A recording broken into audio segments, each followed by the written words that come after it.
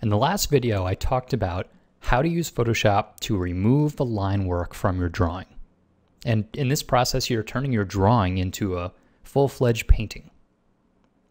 But what I didn't answer is, what are you going to replace it with? How are these edges going to relate to the image that you're working with?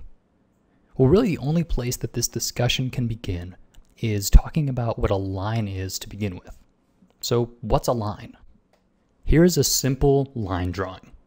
You can immediately recognize it as a box or maybe a die that you would roll, but it doesn't have much to do with real life. If you picked up one of these objects and held it in front of you, you wouldn't see any black lines.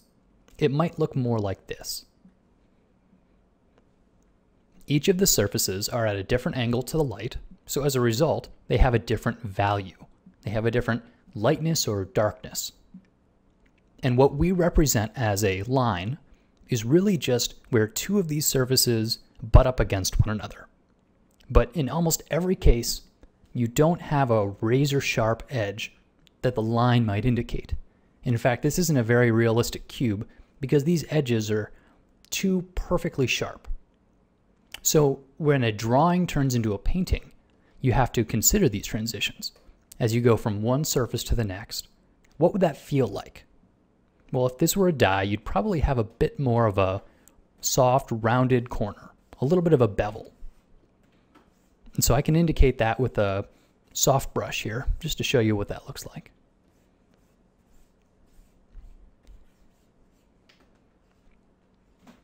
So all of a sudden, this is way different than any single line could represent.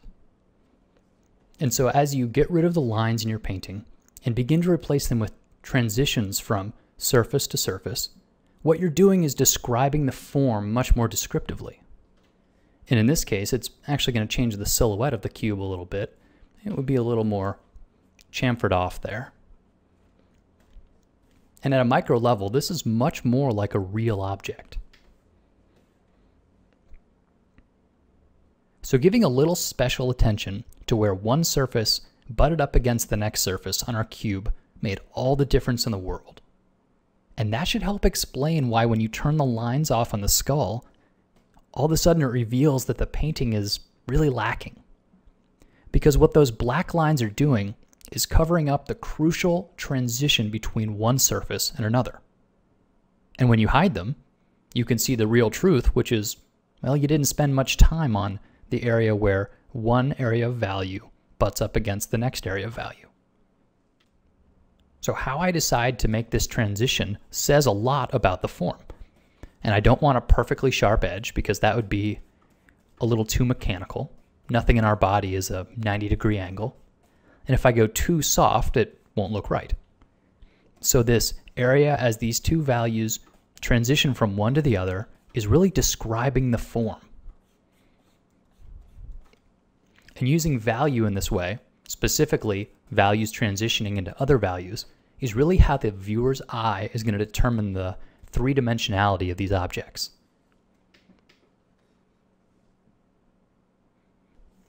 So you might be wondering, well, when would I use a soft edge versus a hard edge? In this case, I've got reference to look at. So it's really just a case of looking at my source material and trying to replicate what I see. But if you're making something up, or just want to use a good rule of thumb, remember that the more distinct the transition, like this hard line between gray and white, that means that it's a really sharp angle, just like the box. But if it's a very soft transition, like this one here, that means it's a very shallow angle. And so you can see here this ridge transitions from sharp into very soft. And that tells you something about the form. Another good rule of thumb is that the edge of a silhouette, like where this skull touches the background, is generally going to be a little softer. This is especially important with soft materials like skin. You really don't want skin to have a hard, rigid look to it. Generally, putting a little bit of a softer edge around the silhouette will give it the more lifelike quality. So you could say that external edges, or the boundary of a form, is going to be a softer edge, where interior edges, like the ridge of this eye socket, might have a little harder of a transition, so you'd have a little more contrast. So I painted a little while longer and I hid all of the lines. So you can see that this is by no means a finished painting, but anywhere where there was some sloppiness that was previously hidden underneath those lines, I've now cleaned up into an intentional transition from one area of value into another area of value. And this is no easy thing. As you get better and better at painting, a lot of what's improving is your ability to intentionally transition from one face or surface to the next surface. And how that transition is, whether it's soft or hard or some combination, tells the whole story of the form. So this is not going to be a quick learning process. Hopefully these videos, though, showed you at least where to start and how to use Photoshop to accomplish it. Thanks for watching, guys.